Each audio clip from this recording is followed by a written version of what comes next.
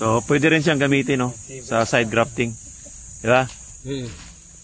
Itong, grafting tape. So, sige, tuloy mo lang. Tama na, huwag ka masyado, sa taas. Para hindi lang makapasok. Yung tanong, baka hindi daw sisibol. Ito, yung shoots. Sobrang binalot mo na daw. Ibubuksan natin in 21 days. In 21 days, pupunitin natin to. Oh, ito yung kutsilyo, di ba? Sa 21 days, wag mo na hubarin dito. Sa gilid na. Oh, dito na lang. Ihiwain natin to. Lalabas yung usbong. So, igagayad natin yung usbong.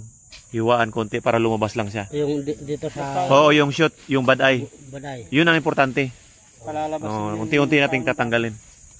Tapos pag may chance, diretso na to. Ganun na lang. Hiwain na to diretso. Tanggal na yan lahat. So, yung nagtanong, hindi siya mamamatay. Mabubuhay talaga. Bakit ko alam? Kasi yun ang ginagawa ko sa farm. Hindi naman ako nagtuturo na wala akong pruba. Lahat ng ginagawa ko ganyan.